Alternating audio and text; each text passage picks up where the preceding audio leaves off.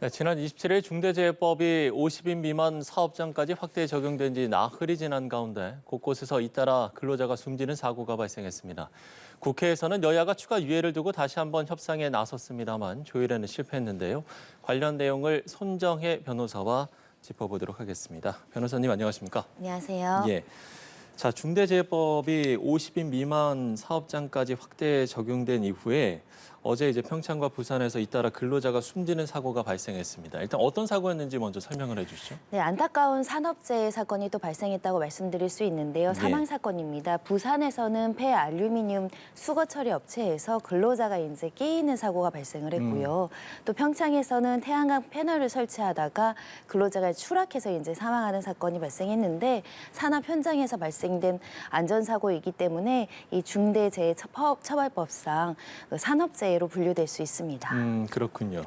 그렇기 때문에 지금 경찰과 노동청에서 이 중대재해처벌법 적용 여부를 검토하고 있는 건데 그럼 어떤 점을 살펴보겠습니까? 예전 같으면 업무상 과실치사, 치상 이렇게 법령이 적용될 여지가 있었는데 네. 중대재해처벌법이 2024년 1월 27일 지난달 27일부터 50인 미만 사업장에도 적용이 된 겁니다. 그렇죠. 그러다 보니까 이게 중대재해처벌법상 안전위반을 위반했는지가 핵심적인 부분이고요. 주체는 사업주가 이 근로자들이 근무를 하는 데 있어서 위험 발생을 예견했음에도 불구하고 필요한 조치를 하지 않았는지 또는 안전상의 수칙이나 관리 규정이 있었는데 이것을 위반해서 작업을 했는지 그리고 이런 위험을 회피할 수 있음에도 불구하고 회피하지 않은 조치들이 있는지 그러니까 업무상 과실이 있는 경우에는 처벌할 가능성이 있기 때문에 그 당시 현장에서 작업 규정을 위반했는지가 핵심적인 위반일 것 같고요. 그리고 만약에 2인 1조를 한다던가 아니면 안전상의 조치가 있어야 되는데 없었던 점이 인정이 된다고 한다면 유죄 인정 가능성이 있는 사안입니다. 예. 말씀을 해주신 대로 안전 의무를 위반했는지가 핵심이다. 그러면 만약에 안전에 대한 의무를 다하지 않았다는 것이 명확해진다면 어떤 처벌을 받게 되는 겁니까? 일단은 직접적인 책임이 있느냐, 예견 가능성이 있는지 이런 것들을 따지게 되는데요. 네. 이 관련 법에 따르면 사망 사건이 일어나는 경우에는 1년 이상의 징역 그리고 10억 원 이하의 벌금에 처해지도록 되어 있고 이 벌금과 징역형은 부과해서 내릴 수 있기 때문에 사업주, 경영주 그리고 안전관리 책임자가 마땅히 할 일을 했느냐, 안 했느냐가 핵심적인 부분이고요. 경찰에서는 관계자 진술 그리고 CCTV 등을 통해서 과실이 있는지 여부를 조사할 예정이라고 합니다. 예, 그렇군요. 법은 이렇게 시행이 됐습니다만 추가 유예를 두고 지금 공방이 여전한 상황인데 일단 중소기업 대표들은 유예한 처리를 촉구하고 있고 노동계는 지금 이 법 시행에 일주일도 안 됐는데 벌써부터 유예를 얘기하는 건 어불성설이 아니냐 이런 입장인 것 같은데요. 양쪽의 입장이 어떤 겁니까? 양쪽의 입장이 이해되는 면이 있습니다. 소상공인이 같이 50인 미만이면 좀 영세한 사업자이기 때문에 안전관리 의무자를 배치하는 것도 또 안전관리에 비용을 쓰는 것도 좀 어려운 실정인데 만약에 사고가 났다고 해서 형사처벌이 된다라고 한다면 사업을 운영하기 어렵다라는 논리를 세우고 있는 것이고 또 어느 정도 국가적으로 지자체적으로 좀 지원을 해주거나 계도가 필요한 부분이라고 생각을 합니다. 다만 이렇게 50인 미만 사업장에도 중대재해법을 적용을 하게 된 기본적인 어떤 법률의 취지는 인원수, 그러니까 규모에 따라서 사람의 생명이 무게가 다를 수 없잖아요. 50인이든 50인이든 사람의 생명이 제일 최우선적이어야 되다 보니까 이런 법률이 나오게 된 것은 이런 법률로서 강하게 처벌하지 않으니 계속 산업 현장에서 노동자들이 죽어나가고 연구 장애를 입던가 여러 가지 피해를 입다 보니까 안전을 최우선적으로 하는 산업 형태를 만들겠다라는 근본적인 취지이기 때문에요. 그래서 50인 미만은 유예 기간을 줬던 겁니다. 2년을 줬었고 그 유예 기간 동안 충분히 조치를 할 것을 논의를 했던 상황인데 2년이 지나도 상황이 어렵다라는 게 중소기업들의 입장이고 노동계에서는 그럼 중소기업 다니는 사람들의 생명은 더 가볍냐, 거기서는 사고 나도 되느냐 이런 반론을 펼치고 있는 상황입니다. 예.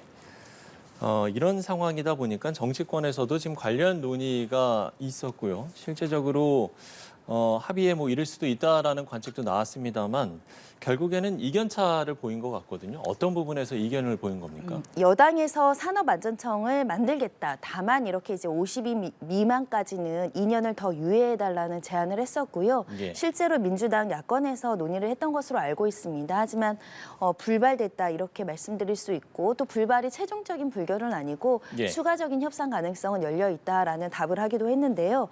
일단 윤영덕 민주당 대변인 같은 경우는 노동자들의 생명을 존중하는 차원에서 이 합의는 받아들일 수 없다. 그러니까 만약에 이것을 유예했다가 아까 말씀드린 것처럼 부산이나 평창에서 이런 사고가 계속 발생할 경우 이걸 유예해서 적절하게 조치할 수 있는 시기를 놓친 거 아니냐라는 또 비판에 직면할 수도 있고 예. 일단 노동계가 비판하고 반대하고 있기 때문에 민주당에서도 선뜻 2년을 유예하는 것을 받아들이지 못한 측면이 있는 것 같고요.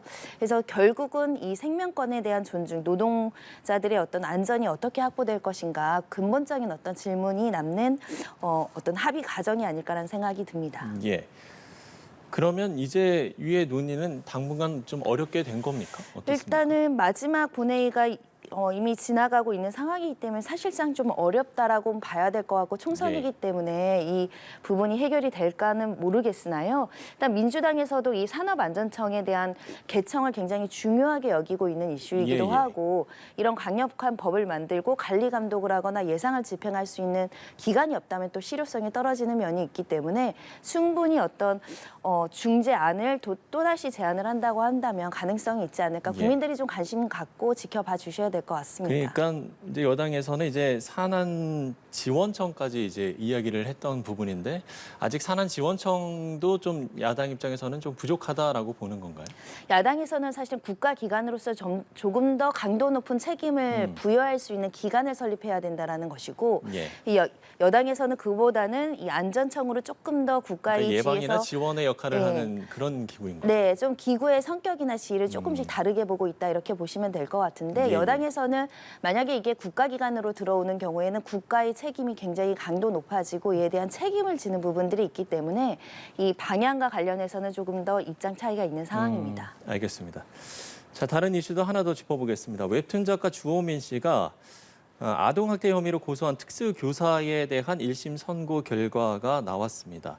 재판부가 벌금 200만 원의 선고유예 판결을 내렸는데 이건 어떤 의미로 볼 수 있겠습니까? 일단 아동학대 장애인복지법이 유죄, 그러니까 정서적 학대 행위가 있었다라는 법원의 1차적인 판단이 있었다라는 걸 말씀드릴 수 있고요. 예, 예. 다만 선고유예를 유예했다라는 것은 비교적 그 학대 행위가 굉장히 중하거나 가혹하진 않아서 가볍게 처벌한다라는 의미를 가지고 있는 겁니다. 선고유예라는 것은 200만 원이라는 벌금형이 만약 확정이 된다고 하더라도 벌금을 실제로 납부하는 게 아니라 2년이 지나면 이 선고가 없었던 것처럼 되는 것이기 때문에 법원에서 선처를 해줄 수 있는 가장 약한 양형을 선택했다. 그러니까 유죄를 인정하면서도 이 특수교사의 여러 가지 사정을 고려한 판단이다 이런 말씀을 드릴 수밖에 없는데 예. 그만큼 우리 사회에서 특수교사의 인권과 교권에 대한 문제와 또 장애를 가진 아이 또는 아동에 대한 권리가 충돌했던 사건이거든요.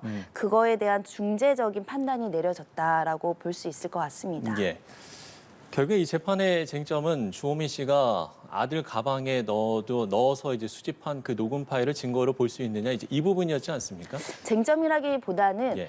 쟁점은 이제 정서적 학대로 그런 교사가 하는 행동이 교사로서의 정당한 어떤 교육 권한이냐, 교육 활동이냐, 나아가서 정서적 학대로 봐야 되느냐, 특수교사의 특별한 지위를 인정해줘야 되느냐가 쟁점이었고요. 그게 쟁점이군요. 그걸 쟁점까지 나아가는 데 있어서는 유일하다는 증거가 녹음 파일이었거든요. 엄마가 가방 속에 몰래 넣어둔 녹음 파일을 통해서 취득된 증거가 증거 능력을 가질 것인가. 일반적으로는 수사기관이 불법 증거를 사용하는 것은 위법수직 증거로 이제 배척이 되는데 예. 사인이 이렇게 위법한 방법을 택했을 때 이걸 증거 능력으로 인정해 줄까에 대한 부분입니다. 원래 기본적인 대법원 판례는 통신비밀보호법을 위반한 녹음 파일은 대체적으로 증거 능력을 부여하지 않습니다. 다만 이런 가사나 민사나 특수한 경우에는 비교 형량에서 침해된 사익과 또 이걸 인해서 지킬 수 있는 공익을 비교 형량에서 공익이 크다고 하면 인정해 주는 사례도 있었거든요. 근데 얼마 전에는 대법원에서 몰래 이제 학교에 녹음한 파일은 증거 능력이 없다는 대법원 판례가 예. 나왔었는데 약간 비슷한 사건으로도 볼 수 있는 거 아닙니까? 근데 학교라는 장소, 몰래 가방에 넣은 거는 비슷해 보이지만 예. 이 사건 재판부에서는 유죄의 증거로 쓸 수 있다라는 증거 능력을 인정을 한 게 좀 다를 수 있는데요.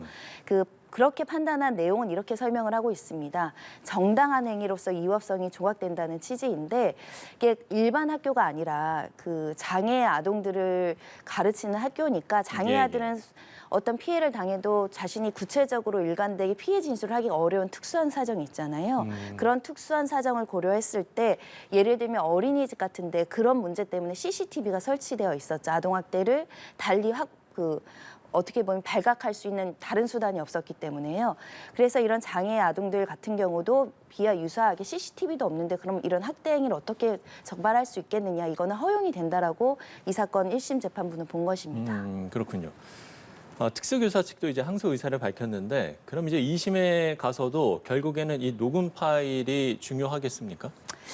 증거 능력에 대해서 피고인 측에서 계속 다툴 것으로 하고 예상이 되고요. 아까 말씀드린 것처럼 이와 배치되는 대법원 판례도 있고 또는 이와 유사한 판례도 있습니다. 증거 능력이 부여된. 결국 2심 판사님도 이 녹음 파일의 증거 능력을 인정할지 여부가 굉장히 중요하지 않을까 생각이 들고요. 또 녹음 파일의 증거 능력이 인정된다고 하더라도 이 정도의 발언을 학대의 고의를 가지고 했다고 안 볼 여지도 있습니다. 그래서 유무죄 판단은 최종심까지 가봐야 이제 결정이 나지 않을까 생각이 드는데 그래서 중요한 건 이 사건 같은 경우는 누구도 유죄라고 단정하기도 어렵고 무죄라고 단정하기도 어렵고 또 1심에서 유죄가 나왔고 수사기관에서 관련된 단체에서 아동학대로 볼 수 있다라는 판단이 나왔다는 점에 있어서는 특수교사의 어려운 환경과 별개로 장애 아동들이 처해진 굉장히 열악한 환경 그리고 장애 아동에게 이렇게 뭐 나쁘게 말하는 것이 허용될 수 없다라는 메시지 이거를 사회에서 읽어주셔야 될 것 같습니다. 예. 끝으로 한 가지 질문을 더 드려보면 일각에서는 이제 아이 가방에 녹음 장치를 부착하는 사례가 뭐 늘어날 것이다 이런 우려도 나오고 있어서요. 근데 이제 이번 재판에서 이렇게 몰래 녹음된 파일이 증거로 인정받았다고 해서 다른 사건도 똑같이 적용되는 건 이제 아니라는 말씀이신 오히려 거죠? 통신비밀보호법으로 처벌되는 사례도 있습니다. 이 사건 같은 경우는 아이이고 더군다나 장애 아동이고 실제로 학대의 피해자라고 일단 1심에서 인정한 사건이었기 때문에 통비법으로도 처벌되지 않고 증거 능력도 부여받았지만 다른 사안에서는 통신비밀보호법으로 유죄로 처벌받은 사례도 있기 때문에 이 녹음이의 방법밖에 없기 때문에 녹음한다라는 것은 자칫 내가 형사처벌될 수 있다라는 점을 지적해 드릴 수 있고요.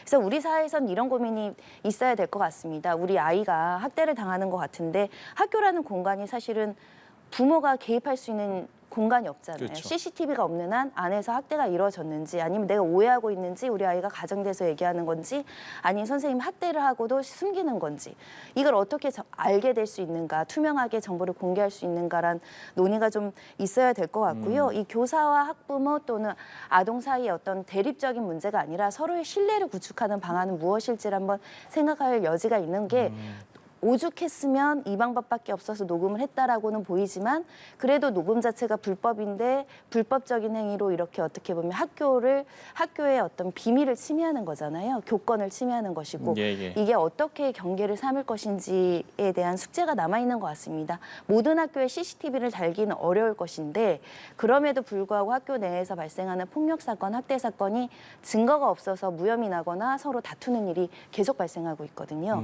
좀 굉장히 어렵지만 교육계에서도 해결해 주셔야 되는 문제 같습니다. 예. 교사와 학부모 간의 신뢰를 구축할 수 있는 방법이 무엇인지도 우리가 고민을 해봐야 될 것 같다는 말씀까지 들어봤습니다. 손정혜 변호사와 이야기 나눠봤습니다. 오늘 말씀 고맙습니다.